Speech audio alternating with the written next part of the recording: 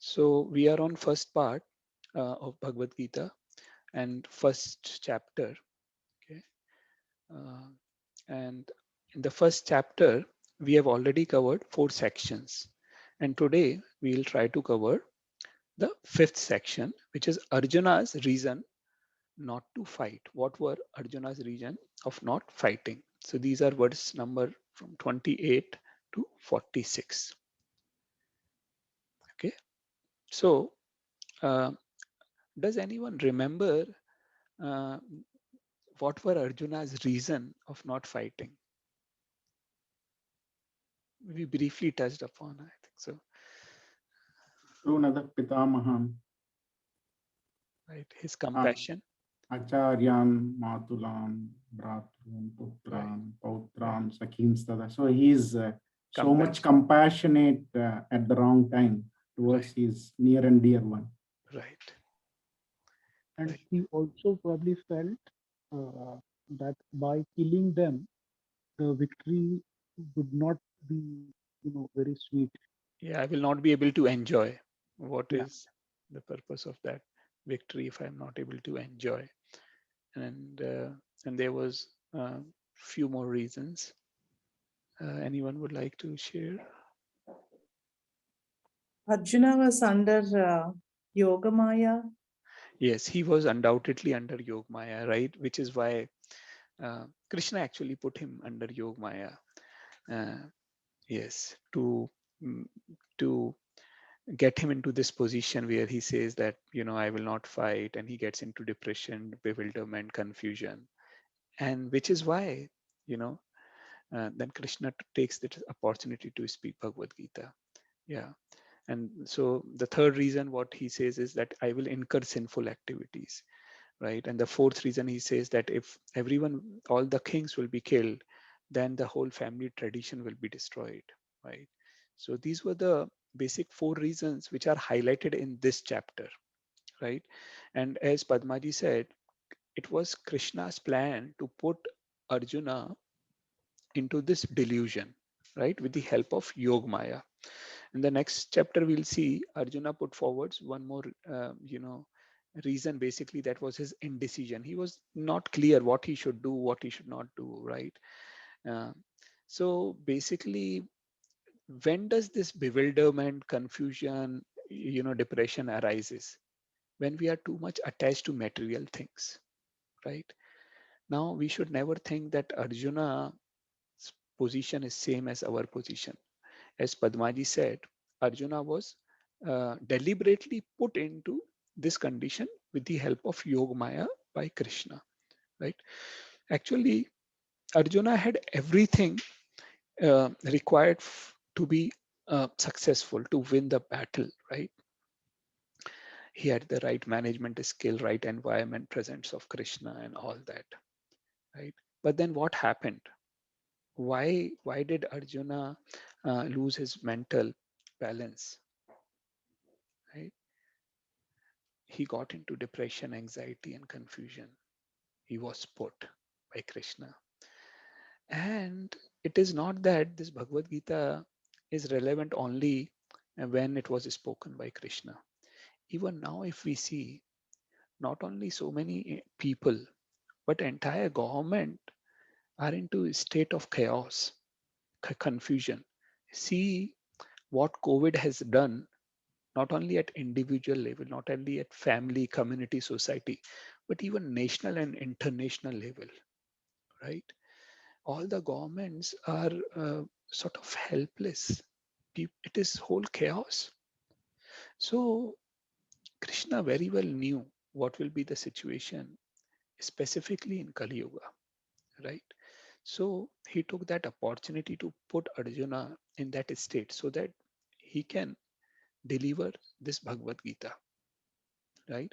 And then Arjuna put forwards the reason of not fighting, right? Now, of all these things, we see that this mind is is the main root cause. Our mind plays like this, that we are so much attached to our material things, right? And if you see the major cause of all the disease, if you see like hypertension, diabetes, and all, many of them are caused by anxiety, depression. They have a major reason. A majority of these diseases are caused by mental disturbance, right? And which is why internationally now the importance of yoga has been recognized. That how even superficial aspect of yoga, right? They don't actually know the intensity of what yoga is, but for them yoga is physical exercises. But even then, with just touching yoga superficially, they are getting benefit, right? So what will be the benefit if we go really deep into it, right? So in this chapter, in the subsequent verses, Arjuna will put forward the four reasons which we discussed.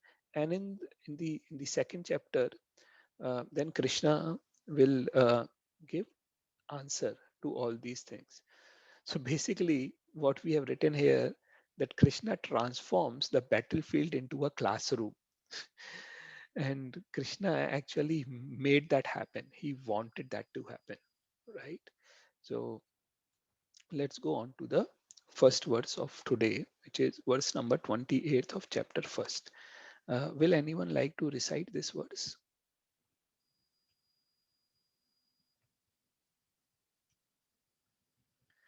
Oh, okay, I will recite. Arjun उवाच दृष्ट्वेमां स्वजनं कृष्ण युयुत्सं समुपस्थितं सिद्धन्ति मम गात्राणि मुखं च पर्युषयति. Anyone will like to read the translation? Any child around? Prashati, you will read? Yeah, I'll translate. Arjuna said, "My dear Krishna, seeing my friends and relatives present before me in such a fighting spirit, I feel the limbs of my body quivering and my mouth drying up." Right. So this reflects that, he's compassionate towards his family members, right? We discuss in this particular verse in the introductory session also, that being compassionate for family members is nothing wrong in it, right? All of us do have compassion. Like during this COVID situation, many parents, they are not worried for themselves, but they are worried for their children, right? They're worried for their family members, parents, relatives, friends, right? So to have compassion for their family members is nothing wrong. So what's actually wrong in Arjuna having compassion for his family members? Will anyone like to share that? Against the non-religious person like Duryodhana and all the supporters of Duryodhana who are supporting that non-religion Right, and non-righteousness, right, it is, I think it is irrelevant to be compassionate against them. right. Being compassionate, thank you very much, Shanmugji. Being compassionate is good, but it has to be rightly placed, right? Arjuna is a Kshatriya. Being a Kshatriya, he has some leadership responsibility towards the society, right? If, for example, a judge becomes compassionate because the criminal is his or her relative, then him showing compassion towards that uh, uh, prisoner, towards that thief, is it rightly placed, right? Then everyone will lose faith in judiciary, right? Same is with, you know, uh, police people, or, any other politicians for that matter, right? Doctors, right? So compassionate should be rightly placed. If there is a teacher in a university or a school or college, and if he or she thinks that, oh, I should disclose the question paper to my relative, otherwise he or she will fail, then that is incorrect, right? So compassion has to be rightly placed, right? So uh, it does not mean that if killing someone or punishing someone is required, then it should be done, right? Otherwise, It will be all nonsense in the society. Now, what happened in initial days of ISKCON when it was being spread in North America and Europe? One person complained that actually ISKCON is spreading violence, and he put forward the story of Prahlad Maharaj and Hiranyakashipu. Now, uh, the opponent asked that who was Hiranyakashipu in relation to Prahlad? A father and son relationship. And then he was killed by Narsimha, and Prahlad was devotee. So they are creating a lot of chaos in the society. You know, uh, a son causing his father to be killed. Right? What is this? So it was like uh, our devotees were getting upset by how things are going on there. So they came to Prabhupada that Prabhupada, this is going on. What should we do? So Prabhupada just said that request that judge to read our books. You know, at that time, so many books were not available, but Prabhupada had already put forward the Bhagavad Gita. He has translated it in English. So when Judge went through the Bhagavad Gita, he understood the signs, you know, what is being preached. And he said, these people are all, rightly spreading the spirituality, and it is not violence that they are spreading, right? So this is an example, right? And it actually put forward also. Now, why this compassion, right? This compassion also shows a humble quality of a devotee like Arjuna, soft-hearted person, right? And this Duryodhana, Durbuddhi Duryodhana was a wicked person.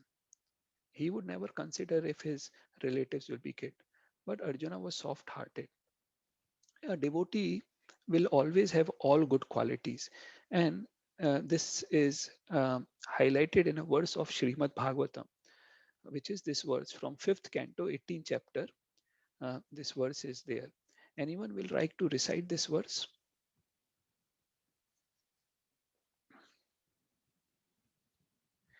यस्यस्ति भक्तिर्भगवती अकिञ्चना सर्वैर्गुणैस्तत्र समसते सुरा हराव अभक्त्यस्य कुतो महद्गुणा मनोरथायना sati dhavato bahi. So in this verse, what is highlighted? That someone who is a akinchan devotee of Krishna, what happens? Sarve gunes tatra samasate surha. All the good qualities of demigods will come, right? Harav abhaktasya. What about non-devotees? Kuto mahad guna. What good quality will that person have? Manoratena. Manoratena. Just self-speculation, mental speculation. That is what they can do. That's all, you know. So someone will like to read the translation.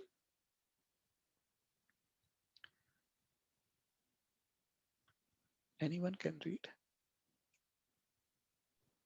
Yeah, I'll read. Yeah, Archita, please go ahead. All the demigods and their exalted qualities, such as religion, knowledge, and renunciation, become manifest in the body of one who has developed an alloyed devotion for the Supreme Personality of Godhead Vasudeva. On the other hand, a person devoid of devotional service and engaged in material activities has no good qualities. Even if he is adept at the practice of mystic yoga or the honest endeavor of maintaining his family and relatives, he must be driven by his own mental speculations and must engage in the service of Lord's external energy. How can there be any good qualities in such a man? Right. So here specifically, why was Arjuna compassionate? He was also compassionate because he was a devotee, right? A devotee always has all good qualities, all good qualities, you know, even to the extent of at the level of demigods, right? such as religion, knowledge, renunciation, become manifest in the, as we practice, actually there is no need to endeavor externally to gain this. As we practice the limbs of bhakti yoga, right, we will get these qualities. Right? On the other hand, a person who is devoid of devotional service, whatever they may be in, material calculation, right? They may be wearing very aristocratic clothes, diplomacy maybe with them, they may be bureaucrats, they may be political leaders, but if they are not spiritual, if they are not devotees, right? Even so-called mystic yogis also, right? If they are not devotees, then they are working on the platform of their mental speculation, right? They are not working under the direction of Krishna or his devotees, right? And it is said, then how can there be any good qualities in such a man, right? So let's move ahead now to shloka number 29 and 30. Someone will like to read the translation?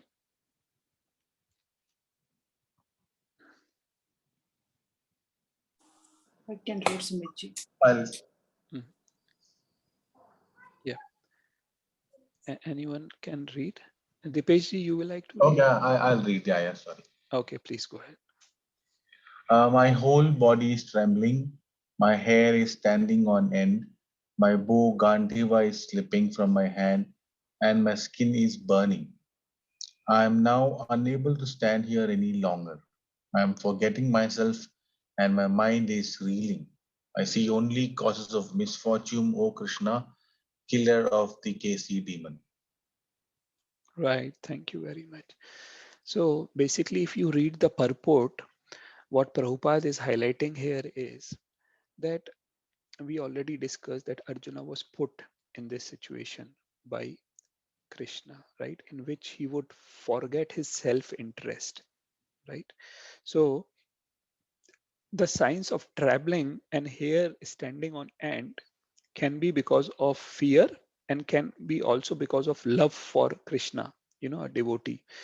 But here, these signs of him trembling and his hair standing on end, they are out of material fear, right? Because we see that out of this material fear, his bow Gandhiva was slipping out of his hand, right? His skin is burning. So these are signs of material, due to material attachment, too much of material confusion, right? So, and what happens because of this excessive attachment for material things? We forget, our real goal of life. We forget what is important, right? We lose equilibrium of our mind. Everyone who is materially focused is just interested in their own welfare, and they actually, the entire society, if you see at large, they have forgotten that their self-interest lies in satisfaction of Vishnu, in satisfaction of Krishna, right? The conditioned souls, they have forgotten this, right? And which is why they are suffering, which is why there is a lot of chaos and pain in the society, right? And Arjuna's thought similarly, that what will this victory give to me, right? It will be just cause lamentation, right? Because he was sort of thinking about himself independent of Krishna, right? So we'll move on to so these three verses 28 to 30 cover his first reason of him being compassionate, right? And then in the next verse come the next reason, right? From 31 to 35, the reason about him not able to enjoy if his family members will die, right? Someone will like to recite the Sanskrit verse? I'll try, Srimatji. Thank you. Hare Krishna. न च श्रेयो अनुपश्यामि हत्वा स्वजनमाहवे न काङ्क्षे विजयं कृष्ण न च राज्यं न च राज्यं सुखानि च. Thank you very much, Anmukji. Someone will read the translation also? I would like to. Go ahead, Anvi. I do not see how any good can come from killing my own kinsman, but in this battle, nor can I, my dear Krishna, desire the subsequent victory, kingdom, or happiness. Thank you very much, Anvi. So, as we shared that here, Arjuna is asking that what good we will get by killing our own relatives, right? And that is very natural, right? Him thinking that, why should we kill our relatives? What is wrong in this? Anyone would like to share? Where is the gap? Because everyone is working hard, so that their family can enjoy, their family can be happy. So why this thinking, this mentality of Arjuna is said to be not rightly placed when he's thinking so? I think he's ignoring Kshatriya dharma. That, and Right. if a family man does the same thing, what will happen? I mean, if he ignores his swadharma, and then the whole world will follow that, then it will be a problem. That's what I think, at least. Right. Because you rightly said that Arjuna, again, as we discussed in the last reasoning, Arjuna is a leader, right? Now, he's not fighting only for his own sense enjoyment. He's fighting on behalf of the society at large, right? Now, if a leader say, because I will not be able to enjoy, let the society suffer. Is that the right mentality of a leader? Right? I hope you will agree. Even a father, for example, in a family, father really works so hard day in, day out. What for? He sacrifices so much for his family, right? And you see a mother, why does she work in summers? If you see, why does she work in kitchen? You know, to feed her family. Now, why these doctors, all these doctors, even to the extent that they may end up giving their life, they are serving in this pandemic, right? Because they are at responsible position where they're, ignoring their responsibility will be something unethical, will be not correct, right? So, which is why we have to understand this, right? That a leader cannot think about his own enjoyment. He will have to sacrifice something, right, for the bigger interest of the society at large. Okay. So, someone will like to read this translation from verse 30 to 35.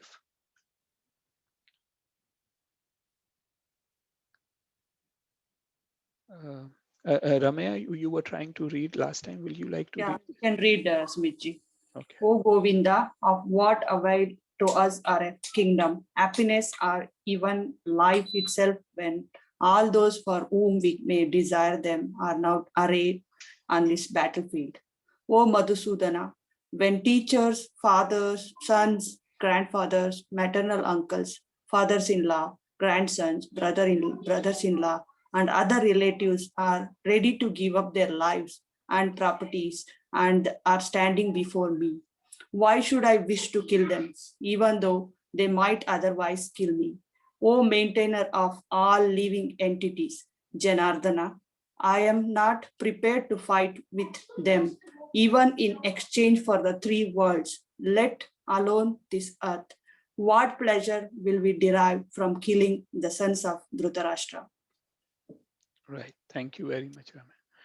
So here we have highlighted, how Arjuna was uh, naming Krishna, right?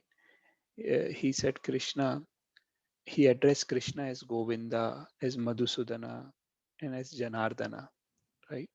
So, what is the meaning of word Govinda? Does anyone know? Govind. Go has two meanings. One is, Harshit, you want to share? No, no, sorry. Please carry on. Okay. Go has two meanings. One is also cow, and other is go is senses. Like Goswami, we say Goswami. The person who has controlled over his senses is known as Goswami, right? And go, right? Go, we know that also is known as cow. Now, Govinda means that object of all pleasures for cows and the senses, right? Krishna is the object of pleasure of cows and our senses, right? Now, basically, by using this term, Arjuna is trying to say to Krishna that Krishna should understand uh, that this will not be, his fighting will not be in his interest. The fighting will not give him satisfaction. Now, Arjuna's this reasoning that Krishna should understand is actually not correct. Krishna should satisfy Arjuna's senses is not the correct way. On the contrary, a devotee should do everything to satisfy Krishna, right? We have to involve all our senses, everything, right, in service of Krishna. That should be the mentality of a devotee, right? And only if we live our life with that mindset, then we will be satisfied and happy. Right? So that is one thing which is very important. Second thing is Madhusudana. Also, when he said Madhusudana, Madhusudana, one who killed the demon Madhu. So here he's basically highlighting that I have so many confusions, that there are so many of my relatives, and they are now, even if they kill me, I don't want to fight. So it is a sign of confusion also when he is requesting Madhusudana, Krishna, to clarify that. And then at the same time, he's saying that, oh, maintainer of all living entities, right? What does he say? I am not prepared to fight with them even in the exchange of three worlds, let alone this earth. What pleasure will we derive from killing the sons of Dhritarashtra? Right? Arjuna very well knew that if he fights, he will be victorious. There was no doubt because he knew that Krishna is with him, right? And and again, this shows the natural heart of a devotee, right? Even though they were all miscreants and all, Arjuna didn't want to retaliate, right? But here the thing is important to note is that although that devotee may not retaliate to the wrongdoers, people who are doing something wrong to them, devotee may not retaliate, but Krishna never tolerates any mischief done to his devotees. Krishna will never tolerate. And that is why uh, it is very important that we should learn the etiquettes. How should we deal with each other as devotees, right? These are known as Vaishnav etiquettes, Vaishnav Sadachar, right? How should we, talk to each other? How should we? Because that is very sensitive thing. If someone, does something which basically uh, disheartens a devotee, right? That is not good behavior, right? So we have to be really careful, right? So these are the important points which Prabhupada has highlighted in his purport, right? So now we'll go on to the next reason, right? So this is from verse number 36 to 38, that sin will overcome. Like, why should we do the sinful activity, right? So someone will like to recite this verse. This verse, someone will like to recite. Yeah, I will recite. Mm. Please go ahead. Yeah. पापमेवाश्रयेदस्मान् हत्वैतानततायिनः तस्मान्नार्ह वयं हन्तुं धार्तराष्ट्रान् स्वबान्धवान् स्वजनं हि कथं हत्वा सुखिनश्याम Madhav. Thank you very much. Right here, he's addressing Krishna as Shyama Madhava. Right? Krishna is known as Shyam because his body color was that of a dark cloud, Shyam. And Madhava, we already discussed, right? Husband of goddesses of fortune, Madhava. Now, here, why is he addressing Krishna as Madhava? Because he's saying, Madhava, your name is Madhava. It is all about bringing good fortune. But if we kill these people, right, we will only incur sin, right? So again, it is important for us to note that killing definitely is not good, right? But there will not be any sinful activity if you kill the aggressors, such as the Duryodhana and his party. Why? Because in our scriptures it is said that there are six type of aggressors, and these six type of aggressors should actually be killed. Who are these six type of aggressors? First is one who gives poison to others, right? So we know that Duryodhana tried to poison Bhima. Second, one who sets fire to others' house, and we know what did they do? Lakshagraha episode, right? Then third is one who attacks with deadly weapons. You know how many times they, Duryodhana and party, did that. One who plunders riches, right? Now through unfair means, through the game of that gambling, the dice game.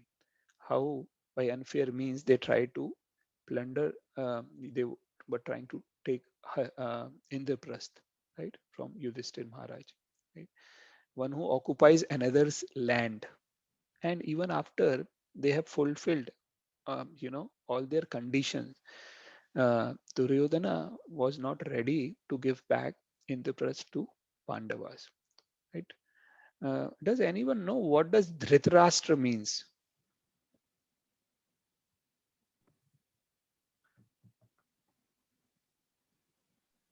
Blind by intellect. Blind sense mind. Yeah, Rashtra. Rashtra means piece of land, right? Property, or right? Rashtra, kingdom. And Dhrita means he would like to occupy the kingdoms by unfair means. Dhrita Rashtra, like a land mafia these days.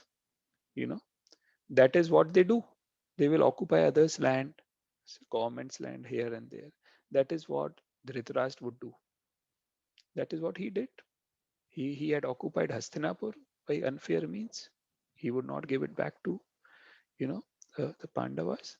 And not only that, when he gave back the Khandaprasth, they converted into Indraprasth, and Duryodhana was not happy with that. He took it by unfair means, and then again they would not return it back.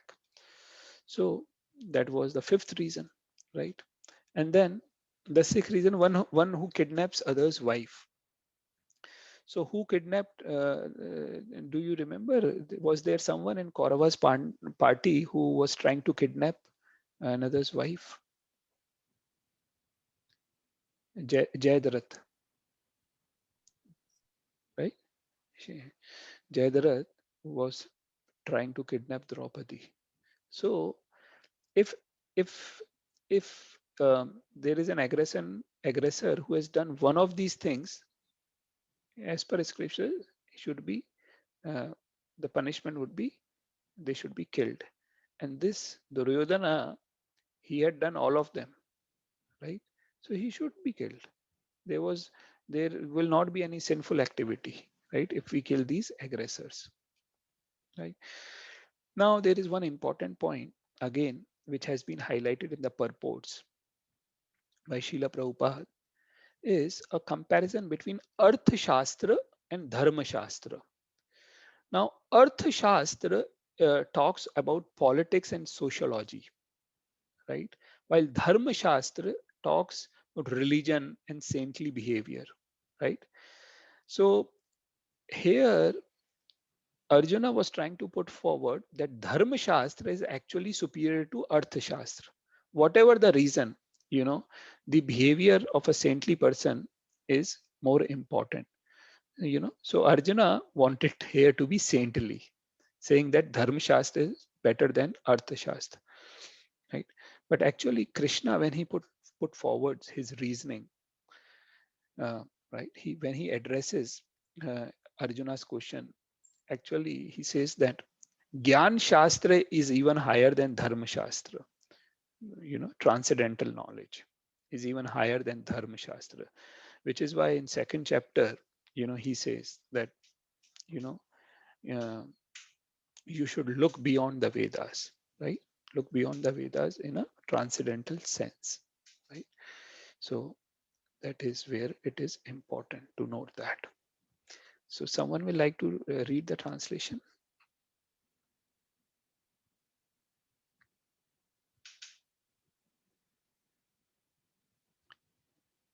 Anyone? Yeah. O Janardhan, although these men, their hearts overtaken by greed, see no fault in killing one's family or quarreling with friends. Why should we, who can see the crime in destroying a family, engage in this act of sin? Right. Now, actually, Prabhupada shares in the purports that, a Kshatriya is duty bound. If he's challenged, he's supposed to fight. He cannot ignore that. So now, under such an obligation, Arjuna could not refuse to fight. He had to fight. But Arjuna says that if the consequences are evil, then we should not accept this challenge. What he wanted to say was that any obligation is not binding when the effect of something is not good, right? So this is very important. Considering all these pros and cons, Arjuna said that, better not to fight. And then he puts forward the fourth reason in this verse. Someone will like to read this?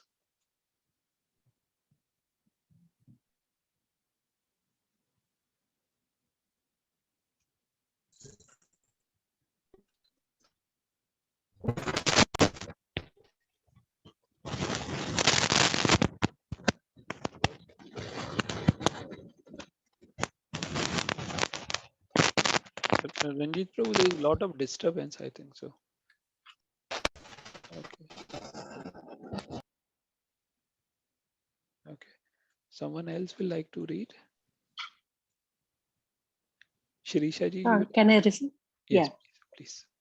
Kulakshaye pranashyanti kuladharma sanatana dharme naste kulam krutsnam adharmo vibhavatyuta. Thank you very much. Someone will read the translation.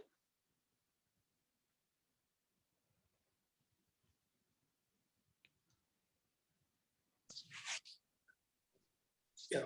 With the destruction of the dynasty, the eternal family tradition is vanquished, and thus the rest of the family becomes involved in irreligion. Right. So if you notice in this verse, he's talking about the impact on the society at large. till last verse, he was talking about his own self, right? How I will not be able to enjoy his own compassion towards them, him getting the sinful reactions and all them. But here he's talking about the whole impact on the society at large, right? So now, can anyone share, like, where is Arjuna going wrong here in this reasoning?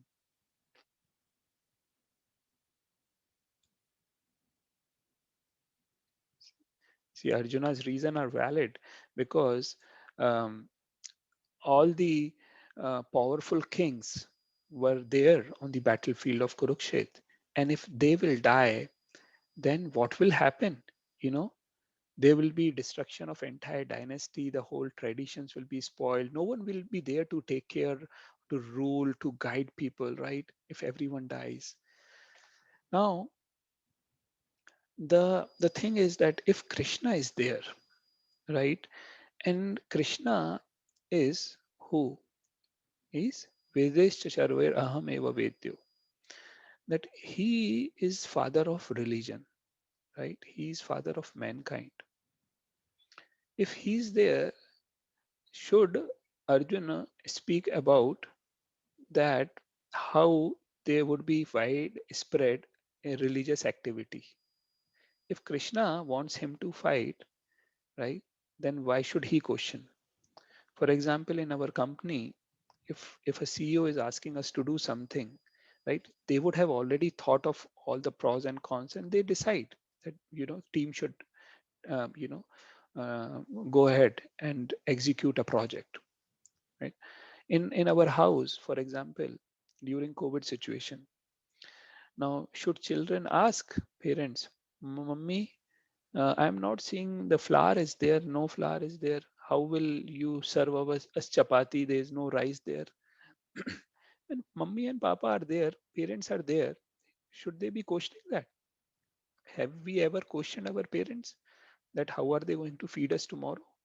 Parents are there, they will take care of things, right? So when Krishna was there, right, Krishna will take care of these things. So that is important for him to understand. And someone will read the translation of subsequent verses. So from 39 to 43 is his all reasoning about this family tradition.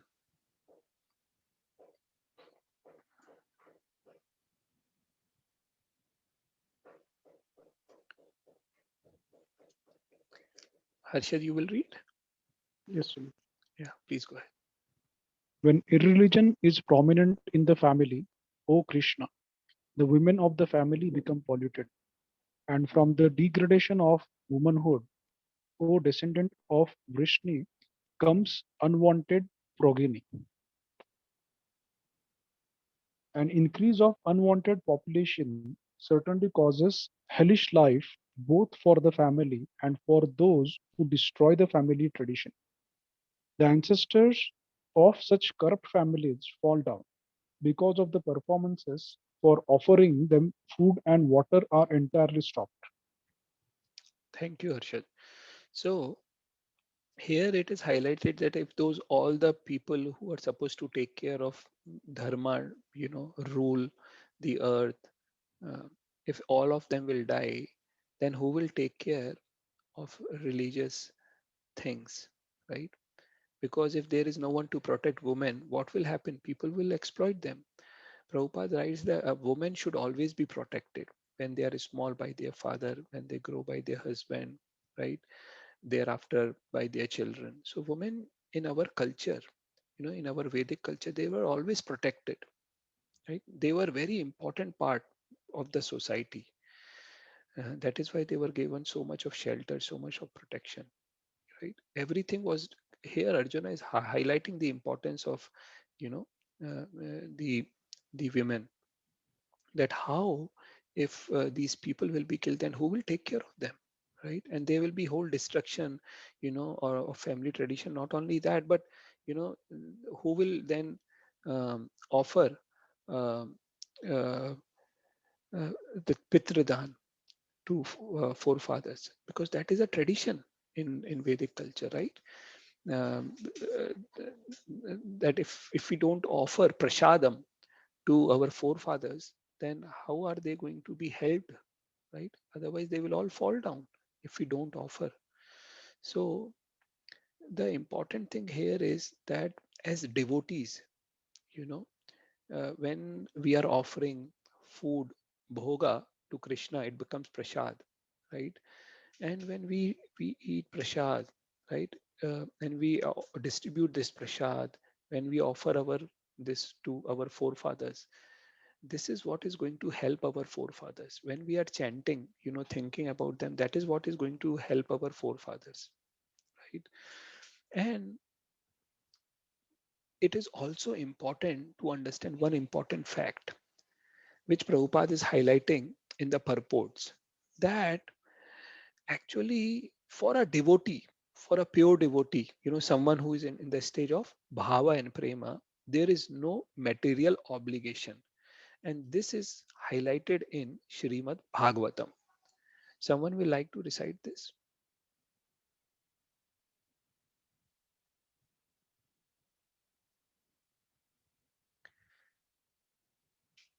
Devarshi bhutapta nirnam pitranam na kinkaro nayam rinicha rajan sarvatmanaya sharanam sharnayam gato mukundam parihritya kartam. So in this verse, what is highlighted? What are the obligations and duties of a devotee and what are not his duties? Someone will try to read the translation. Okay, so if I can read, Yes. O king, one who has given up all material duties and has taken full shelter of the lotus feet of Mukunda, who offers shelter to all, is not indebted to the demigods, great sages, ordinary living beings, relatives, friends, mankind, or even one's forefathers who have passed away. Since all such classes of living entities are part of the part and parcel of the Supreme Lord, one has surrendered to the Lord's service, has no need to serve such persons separately. Thank you, Ishwar. So here it is highlighted that because a devotee, devotee who is a devotee who has taken full shelter of Krishna, Mukunda, then there is no other obligation for him towards demigods, towards great sages, ordinary living beings, relative, friend, mankind, and even forefathers. Why? Again, the same example, if you are watering the root of the tree, then all the leaves will get the nutrition, right? That is what it is. If we are serving, if we have become devotee of Krishna, then there is no need. So this is very important verse which Prabhupada has shared in the purports of that particular verse, right?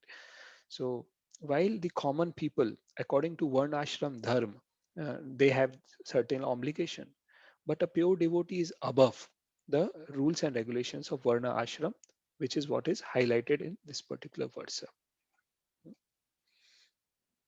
So then comes the translation of 42 and 43. Someone will like to recite?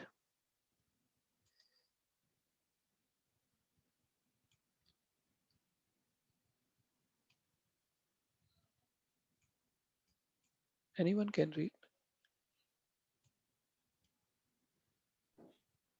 Yeah, I can do it. Mhm. By the evil deeds of those who destroy the family tradition and thus give rise to unwanted children, all kinds of community projects and family welfare activities are devastated. O Krishna, maintainer of the people, I have heard by disciplic succession that those whose family traditions are destroyed dwell always in hell. Right. Thank you very much, Prashant. So here again, he's talking about community projects, family welfare activities as per the Varnashram Dharma. You know, um, if these are not taken care of, then everything will be devastated. And finally, people will forget that Krishna and Vishnu is the goal of life, right? So he's very concerned. Also, it is important to see that Arjuna says that I'm not talking on my personal experience, right? And that is foolish when people say, I think that, according to me, according to my experience. That is not the way. When we talk about spirituality, we have to talk only and always on the basis of scriptures, right? So he highlights that fact that I have heard by disciplic succession, right, that family tradition will be spoiled, right? So it is very important for us to always speak, right, on the basis of an authority, right? So in the interest of time, I'll go ahead. Someone will like to read this. I can. Mhm, mhm. Alas, how strange it is that we are preparing to commit greatly sinful acts. Driven by the desire to enjoy royal happiness, we are intent on killing our own kinsmen. Better for me if the sons of Dhritarashtra, weapons in hand, were to kill me unarmed and unresisting on the battlefield. Right. So thank you, Nikita. So here it is highlighted that this Arjuna is saying that what is the use of killing our kinsmen? We have seen in our history that for power, right, for ruling uh, a particular land, people have killed, their relatives, right? So we have read so much of that in history. But here, Arjuna is not in favor of all those things. Right? Again, he is highlighting better for me if the sons of Dhritarashtra. Why does he highlight Dhritarashtra? Because of the same reason. Dhritarashtra was the root cause of all these things. Because he has always poisoned Duryodhana, right?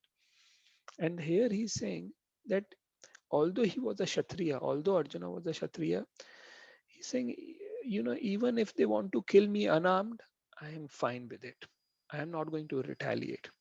Again, this particular verse highlights the, soft heart of a devotee. That whatever extent they want to go, let them go. But, I don't want to fight with them.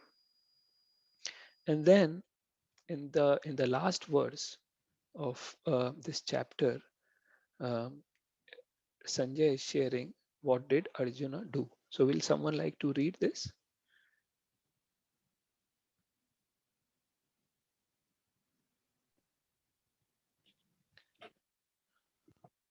Sanjaya said, Arjuna, having thus spoken on the battlefield, cast aside his bow and arrows and sat down on the chariot, his mind overwhelmed with grief.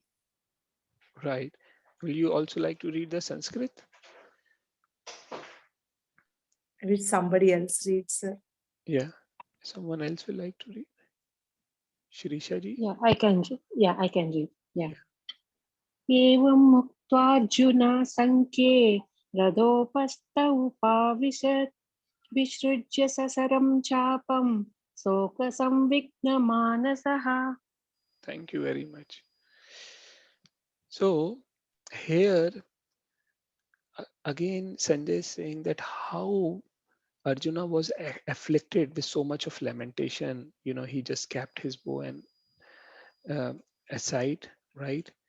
Um, this all again is reflecting, you know, how a soft-hearted person was Arjuna, being a devotee of Krishna, right? So this all is falling in the game plan of Krishna, right? How he used his Yog Maya, right?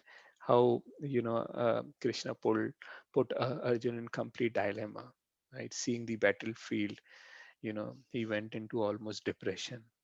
Now Arjuna otherwise was not any Tom, Dick, and Harry, right? He had fought so many battles, so many wars, and you know he was very powerful. But uh, Krishna put him in this condition. And why did he choose him?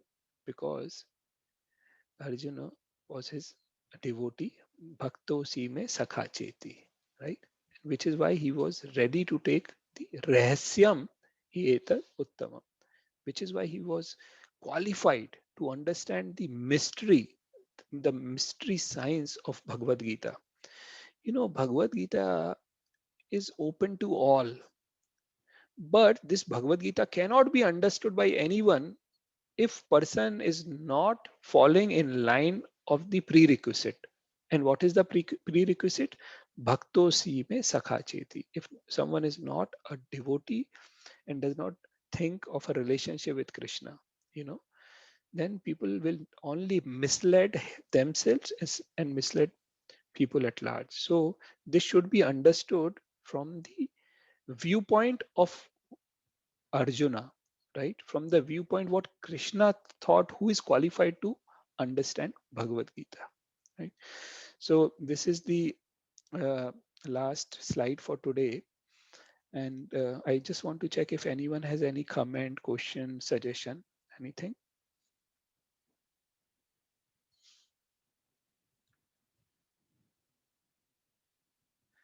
One question, Sumitji. Mhm. So, from where did Arjuna? He is a highly knowledgeable person. We know that. Right. And as per Kshatriya, and he's like a Rajrishi. So we know he's under Yogamaya. Whatever he spoke here, he spoke like a very common man Mhm. who usually comes across this situation one or other day.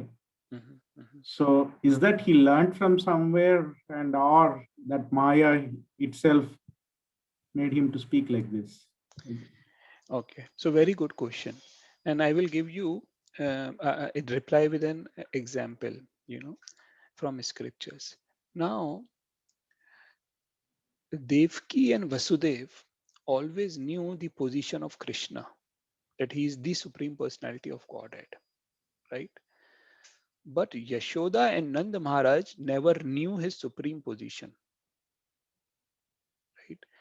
Because Krishna specifically put the curtain of Yog Maya in front of Yashoda and Nanda, because he actually wanted to enjoy with his devotees, you know, in in their spontaneous love. Because if he uh, puts his supremacy in front of them, then they would not treat him uh, as their son, right? As their friend, as their beloved, which is why Sriman Chaitanya Mahaprabhu has said the love, the devotion of Brajvasis is the highest, is the pinnacle of devotional service, because they were in spontaneous love with Krishna. So once Krishna showed in his mouth the entire universe, that is known as that happened at Brahman Ghat, when Balram said, "Mother, he is eating mud," and Krishna said, "No, I am not eating." And then Yashoda Mai said, "Okay, show me, open your mouth."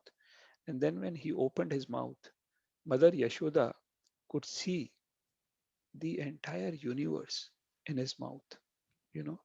And then again, Krishna put her under the curtain of Yog Maya, because if she recollects that, then she will not have the spontaneous love for him as her son, right?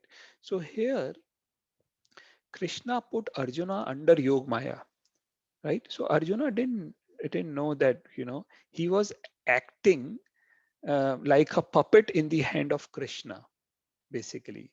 What Krishna wanted him, Krishna put him in this position so that he act, like a common person.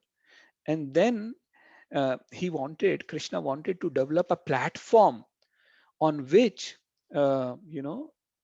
environment can be created where he could speak Bhagavad Gita, right? And as we discussed, the words of Sripad Adi Shankaracharya, if you remember that, what is that verse? Sarva Upanishadavo Gavo, Dogda Gopala Nandana, Partha Vatsa, Sudhir Bhokta, Dugdam Gita Amrita Mahat. Right? So Arjuna was made as a calf. Why? For Parthavata Sudhir Bhakta, for all the devotees, Sudhir Bhakta, so that devotees can relish this milk of Gita, Gita Amrita, right? So Arjuna was actually asking this question on behalf of all of us, And that we will see in the course of Bhagavad Gita, that Arjuna will put forward all type of questions to Krishna, and then Krishna answers them, right? Which is why it is known as essence. He basically summarizes and give a comprehensive presentation, of all the yoga systems, with, again and again highlighting that bhakti is the highest of all, right?